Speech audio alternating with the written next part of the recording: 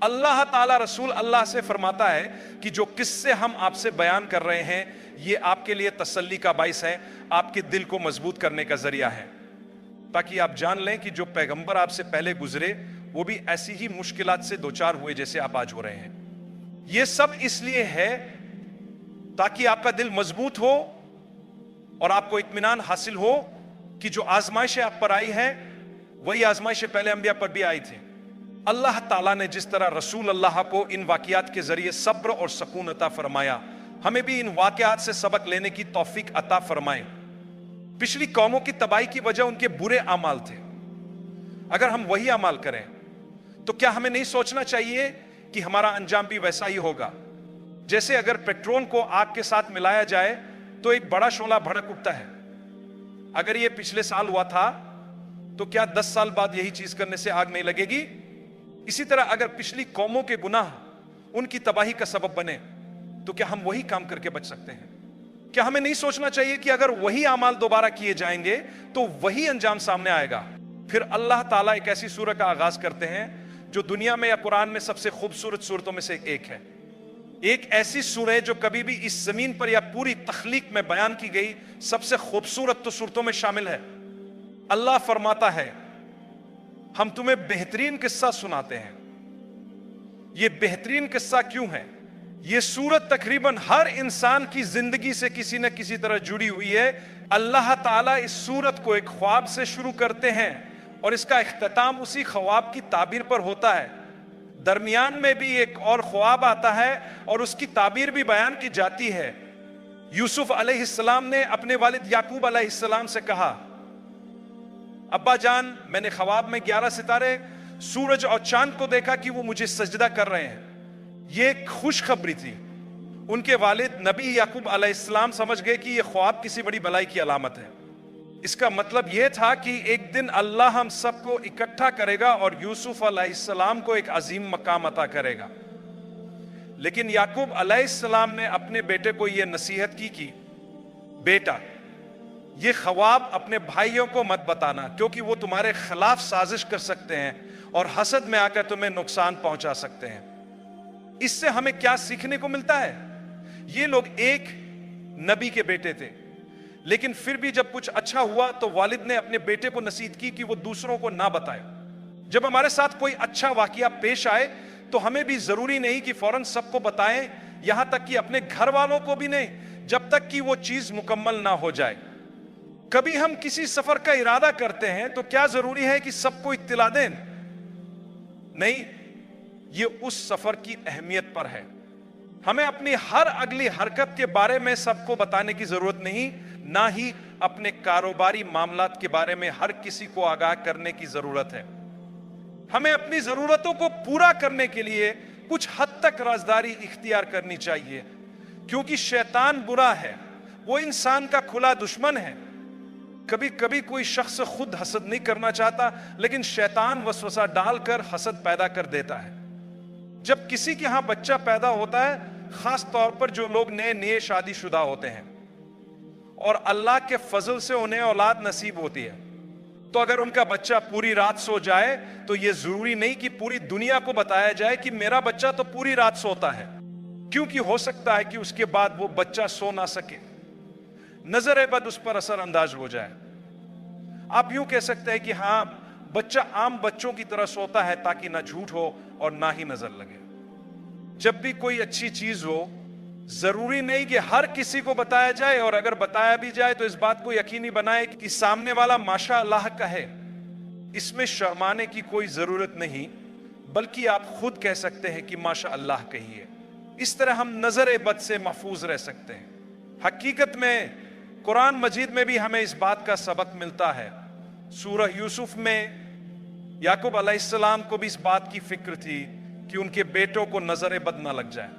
ان کے بیٹے قداور اور نہایت خوبصورت تھے اور وہ سب متحد ہو کر ساتھ چلتے تھے۔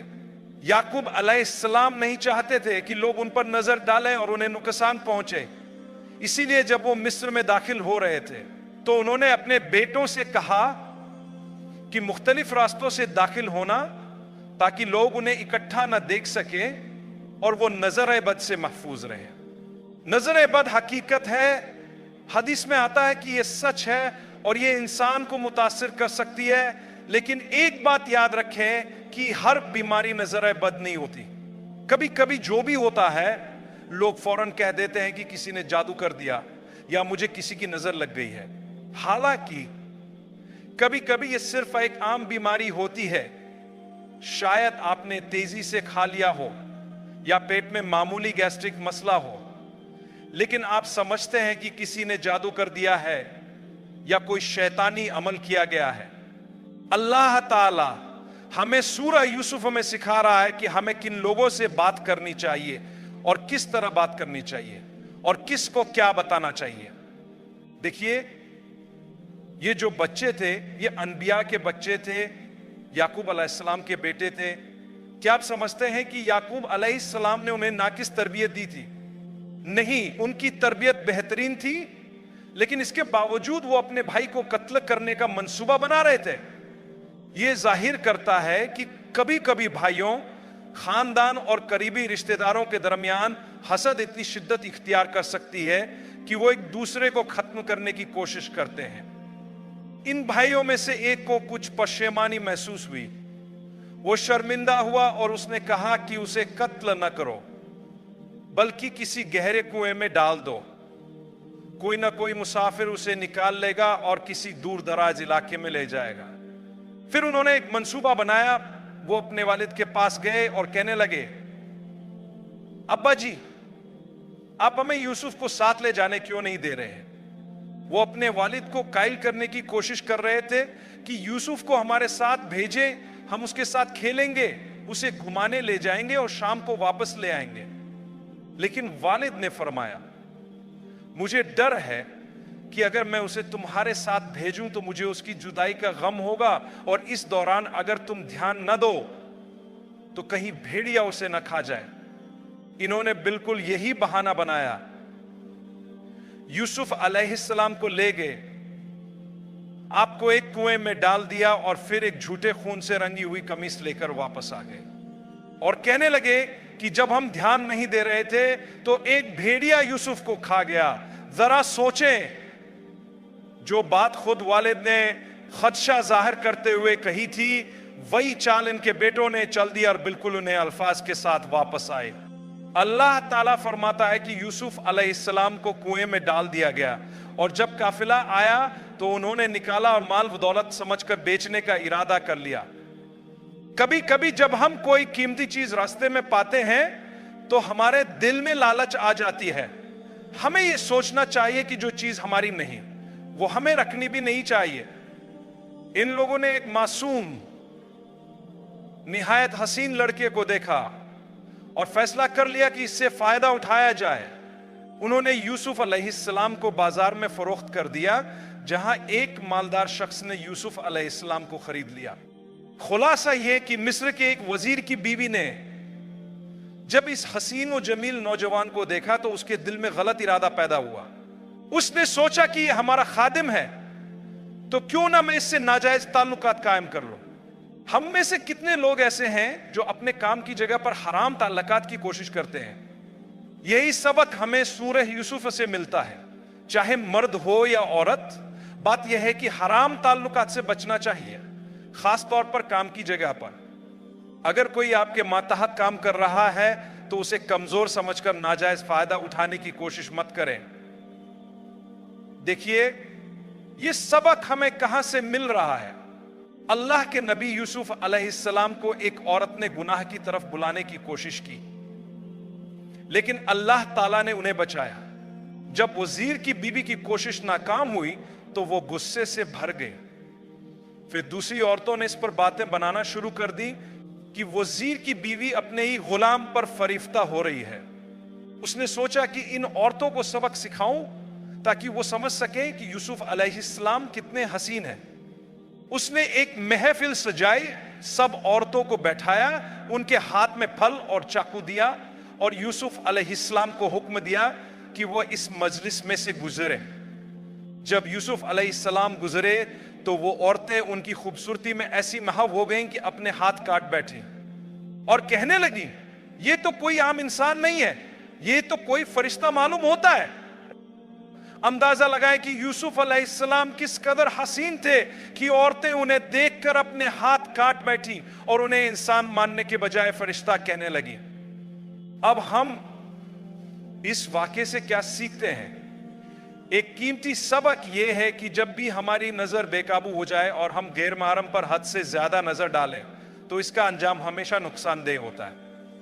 مثال کے طور پر آپ گاڑی چلا رہے ہوں اور اچانک کوئی خوبصورت شخص گزرے، آپ اسے دیکھنے کے لیے گردن موڑیں اور اگلی گاڑی سے ٹکرا جائیں، یہ بھی ہاتھ کاٹنے جیسا نقصان ہے۔ یہ سبق ہمیں سکھاتا ہے کہ جو بھی اس راستے پر چلے گا اسے تباہی کا سامنا کرنا پڑے گا۔ پھر اللہ یوسف علیہ السلام کے جیل جانے کے بارے میں فرماتا ہے کہ انہوں نے قید ہونے کو گناہ میں پڑنے پر ترجیح دی۔ آپ نے دعا کی، یا اللہ مجھے قید میں جانا زیادہ پسند ہے بنسبت اس کے کہ میں اس عورت کی خواہشات پوری کروں۔ ذرا سوچئے آج کتنے لوگ ایسے ہیں جو گناہ سے بچنے کے لیے اس طرح قربانی دینے کو تیار ہو۔ حدیث میں آتا ہے کہ اللہ قیامت کے دن اپنے خاص سائے میں ان 7 قسم کے لوگوں کو جگہ دے گا، جن میں ایک وہ شخص ہوگا جسے کوئی خوبصورت، مالدار اور باعزت عورت برائی کی طرف بلائے اور وہ کہے میں اللہ سے ڈرتا ہوں۔ اللہ فرمائے گا آؤ، اس سخت گرمی کے دن جب سب لوگ پریشان ہوں گے تم میرے عرش کے سائے میں ہوگے۔ یاد رکھو جو لوگ گناہ میں پڑ گئے ہیں ان کے لیے بھی اللہ کی رحمت کے دروازے کھلے ہیں، توبہ کا دروازہ کبھی بند نہیں ہوتا۔ یہی وجہ ہے کہ اللہ نے رمضان المبارک عطا فرمایا تاکہ ہم اس کے رحم و کرم سے امید باندھ سکیں اور اس کی طرف رجوع کریں۔ تو انہیں جیل بھیج دیا گیا، لیکن انہوں نے جیل کے اس موقع کو غنیمت جانا اور وہاں اپنے ساتھی قیدیوں کو دین کی دعوت دی اور اللہ تعالیٰ کا پیغام پہنچایا۔ قرآن کریم میں بھی اس واقعے کا ذکر ملتا ہے جہاں اللہ تعالیٰ فرماتا ہے کہ یوسف علیہ السلام نے جیل میں اپنے ساتھی قیدیوں کو اللہ کے بارے میں بتایا اور انہیں دعوت دی۔ ان میں سے ایک قیدی کو سزائے موت دی گئی جبکہ دوسرا کچھ عرصے بعد رہا ہو گیا۔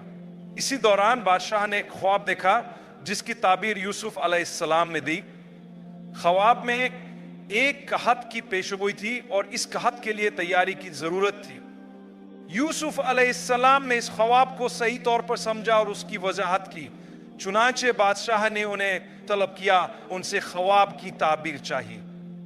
اس تعبیر کی وجہ سے یوسف علیہ السلام کو اپنا نام صاف کرنے اور بے گناہی ثابت کرنے کا موقع ملا۔ ذرا تصور کریں جیل سے وزیر بن جانا، یہ دنیا میں کئی بار ہوتا ہے، جیسا کہ بعض ممالک میں ہم دیکھتے ہیں کہ کوئی شخص جیل سے نکل کر صدر بھی بن جاتا ہے۔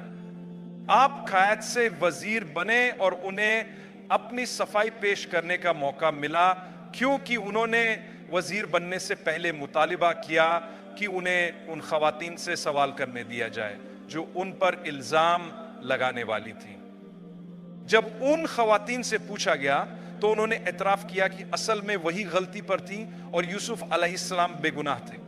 چنانچہ جو بھی جھوٹے الزامات کا شکار ہوتا ہے اللہ ایک دن ضرور اسے اپنی بے گناہی ثابت کرنے کا موقع عطا فرمائے گا، اگر دنیا میں نہیں تو آخرت میں ضرور۔ اس کے بعد اللہ تعالیٰ نے ذکر کیا کہ کس طرح یوسف علیہ السلام کے بھائی ان کے پاس کھانے کی طلب میں عاجزی کرتے ہوئے آئے۔ اب دیکھیں کہ اس سے ہمیں کیا سبق ملتا ہے۔ جو لوگ دوسروں کے زوال کی منصوبہ بندی کرتے ہیں اللہ تعالیٰ انہی لوگوں کو ان سے بھی نیچے گرا دیتا ہے جن کے خلاف وہ سازش کر رہے ہوتے ہیں، یہاں تک کہ ایک دن ایسا آتا ہے کہ وہ اسی شخص کے سامنے ہاتھ پھیلانے پر مجبور ہو جاتے ہیں جس کے خلاف انہوں نے کبھی سازش کی تھی۔ تو یہاں 2 سبق ہیں۔ پہلا یہ کہ ہمیں کسی کے خلاف سازش نہیں کرنی چاہیے بلکہ معاملہ اللہ پر چھوڑ دینا چاہیے۔ دوسرا یہ کہ اگر کوئی ہمارے خلاف سازش کرے تو ہمیں پریشان یا غمگین نہیں ہونا چاہیے۔ یوسف علیہ السلام کا واقعہ میرے اور آپ کے لیے ایک مثال ہے۔ جب ان کے بھائی آئے تو ایک طویل واقعہ پیش آیا جس کے نتیجے میں یوسف علیہ السلام اور ان کا پورا خاندان دوبارہ متحد ہو گیا۔ اس واقعے میں کئی سبق پوشیدہ ہیں، حتیٰ کہ یعقوب علیہ السلام اپنی بینائی کھو بیٹھے تھے اور یوسف علیہ السلام نے فرمایا میری قمیص لے جاؤ اور میرے والد کو دے دو، ان کی بینائی واپس آ جائے گی۔ کیا آپ جانتے ہیں کہ حالیہ برسوں میں میڈیکل سائنس نے یہ دریافت کیا ہے کہ انسانی پسینہ بعض آنکھوں کی بیماریوں کا علاج کر سکتا ہے؟ میں نے ایک مضمون پڑھا جس میں بتایا گیا کہ انسانی پسینے کی چند بوندیں ایک خاص قسم کے موتیا کیٹریکٹ کا علاج کر سکتی ہیں۔ سوئٹزرلینڈ میں اس پر تحقیق ہو رہی تھی کہ آنکھوں کے قطرے جن میں انسانی پسینے کا عناصر شامل ہو بصارت کو بحال کر سکتے ہیں۔ یوسف علیہ السلام نے صرف یہ فرمایا تھا کہ میری قمیص لے جاؤ اور میرے والد پر ڈال دو، ان کی بینائی واپس آ جائے گی، اور بالکل ایسا ہی ہوا۔ 1400 سال سے زیادہ عرصہ گزر چکا ہے اور آج لوگ دریافت کر رہے ہیں کہ واقعی انسانی پسینے کا بھی ایک کردار ہوتا ہے۔ میں نے خود یہ مضمون پڑھا ہے۔ اللہ تعالیٰ بیان فرماتا ہے کہ یوسف علیہ السلام کے والد آئے اور سب جمع ہوئے، اور پھر یوسف علیہ السلام نے فرمایا، اے میرے والد، یہ ہے میرے اس خواب کی تعبیر جو میں نے ابتدا میں دیکھا تھا، سورج، چاند اور 11 ستاروں کا۔ سورج گھر کے سربراہ یعنی والد کی علامت ہے، چاند ماں کی علامت ہے، اور ستارے 11 بھائیوں کی۔ غور سے سننے کی ضرورت ہے۔ سورج کی خصوصیات پر غور کریں، طاقتور، روشنی دینے والا اور سب کو تحفظ کا احساس دلانے والا۔ ہم سورج کی روشنی میں باہر نکلتے ہیں، کام کرتے ہیں، روزی کماتے ہیں، اور جب واپس آتے ہیں تو تحفظ محسوس کرتے ہیں۔ ہر گھر کے باپ کو بھی ایسی ہی صفات کا حامل ہونا چاہیے، گھر میں گرمی اور محبت فراہم کرے، تحفظ دے، روزی لائے اور سب کو محفوظ اور خوشحال محسوس کرائے۔ جیسے سورج کی موجودگی میں ہم بے خوف دوڑتے ہیں، ایسے یہ کامیاب باپ کی موجودگی گھر کے افراد کے لیے سکون بخش ہوتی ہے۔ چاند حسن و جمال کا پیکر دیکھنے میں دلکش اور روشنی دینے والا، لیکن چاند کی روشنی دراصل سورج سے لی گئی ہوتی ہے۔ جتنا سورج چمکتا ہے اتنا ہی چاند روشن ہوتا ہے۔ اسی طرح ماں کی خوبصورتی اور روشنی باپ سے جڑی ہوتی ہے۔ ایک کامیاب ماں وہی ہے جو اپنے شوہر کے سہارے گھر میں محبت اور سکون کا ماحول پیدا کرے۔ اور ستارے جو کہ بچے ہیں، دن کی روشنی میں ستارے نظر نہیں آتے، سورج کو سیدھے دیکھنا مشکل ہوتا ہے۔ اسی طرح باپ کا ایک وقار اور رعب ہوتا ہے، ایسا نہیں کہ ہم ان کی طرف دیکھ نہیں سکتے، بلکہ وہ عزت اور احترام کے مستحق ہوتے ہیں۔ لیکن جب چاند نکلتا ہے تو ستارے جھلملانے لگتے ہیں۔ اسی طرح جب ماں کی محبت اور تربیت سامنے آتی ہے تو بچے بھی اپنی روشنی سے جگمگانے لگتے ہیں۔ سورہ حرد میں اللہ تعالیٰ ایک اور سبق آموز حقیقت بیان فرماتا ہے کہ جب کوئی اپنی فطری ذمہ داری چھوڑ کر دوسرے کا کردار ادا کرنے لگے تو نظام بگڑ جاتا ہے۔ اگر باپ ماں کی جگہ لینے کی کوشش کرے اور ماں باپ کی ذمہ داریاں سنبھالنے لگے تو گھر میں انتشار پیدا ہو جاتا ہے، اور سب سے زیادہ نقصان بچوں کو ہوتا ہے۔ سائنس بھی یہ ثابت کرتی ہے کہ جب سورج اور چاند ایک دوسرے کی جگہ لینے کی کوشش کرے تو گرہن لگ جاتا ہے، جس میں نہ سورج کی روشنی نظر آتی ہے، نہ چاند چمکتا ہے اور نہ ستارے دکھائی دیتے ہیں۔ یہ ہے سورہ یوسف کی ایک عظیم اور گہری حکمت۔ اللہ تعالی ہمیں اس سے سیکھنے اور اپنی زندگی میں عمل کرنے کی توفیق عطا فرمائے۔ آمین۔